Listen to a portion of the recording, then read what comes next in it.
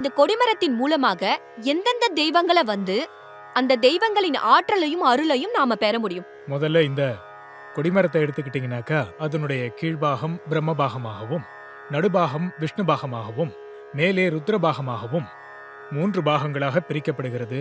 அதனால ஒரு கொடிமரத்துல எந்த கோவில்ல போனாலும் பிரம்மா, விஷ்ணு, சிவன் 3 பேருமே அங்க அருள்பாலிக்கிறாங்க. அதுல 32 முடிச்சுகள் இருக்கு. ஒரு சில இடங்கள்ல உள்ளுக்குள்ளர சூட்சமமா போட்டிருப்பாங்க. அந்த 32 கொடிகள் நாடியை பொறுத்து அது அமைக்கப்பட்டுள்ளது. மேல கொடியேற்றும் போது இதுல தர்பையாலாக்கப்பட்ட கயிறுனால ஆக்கப்பட்டிருக்கிறது. அந்த தர்பை கயிறுகளால சுற்றி கொடியை ஏற்றுவார்கள். அதன் மூலமே நமக்கு இந்த திருவிழா காலங்களிலே, உற்சவ காலங்களிலே அதிக பலன்கள் நமக்கு கிடைக்கும் என்பது ஐதீகம். 30 தேவர்களும் இந்த திருவிழா காலங்களிலே இதுல நம்மை காக்கிறார்கள். அதன் மூலமே நமக்கு இந்த ஆலயத்தில் உள்ள எந்த திருவிழா செய்கின்றோமோ அந்த ஆலயத்தில் உள்ள சக்தி முழுவதும் கொடிமரத்திற்கு அடைந்து நம்முடைய பிரார்த்தனைகளை நிறைவேற்றி நமக்கு நிறைந்த இன்பத்தை கொடுக்கிறது. என் பேர் சாந்தி. எங்கள் வீட்டுக்காரர் சொந்தமாக பிஸ்னஸ் பண்ணியிருந்தாரு. பிஸ்னஸ் நல்லா தான் போயிட்டு இருந்தது.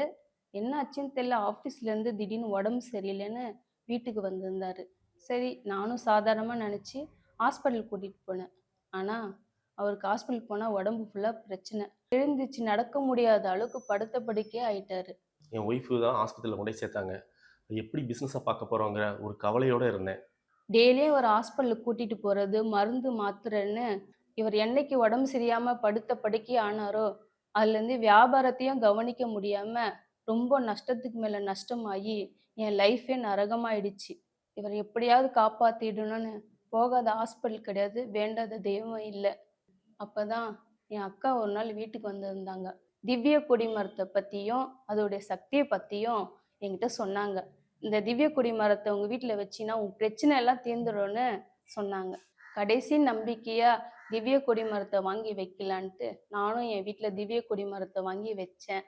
பூஜை பண்ண ஆரம்பித்த கொஞ்ச நாளிலேயே என் ஹஸ்பண்டு கொஞ்சம் கொஞ்சமாக குணமாக ஆரம்பித்தார். என்னைக்கு இந்த திவ்ய கொடி மரத்தை வாங்கி நான் வீட்டில் வச்சு பூஜை பண்ண ஆரம்பித்தேன்னா அதுலேருந்து என் ஹஸ்பண்டு உடம்பு நல்லா குணமாகி பிஸ்னஸும் நல்லா பண்ண ஆரம்பிச்சிட்டாரு. பழைய நிலைமைக்கு நாங்கள் வந்துட்டோம். இன்னைக்கு என் வீட்டுக்கார் உடம்புல எந்த பிரச்சனையும் இல்லை, சந்தோஷமா இருக்கும். என் குடும்பம் இன்னைக்கு சந்தோஷமா இருக்கிறதுக்கு காரணம் திவ்ய கொடி மரம் தான்.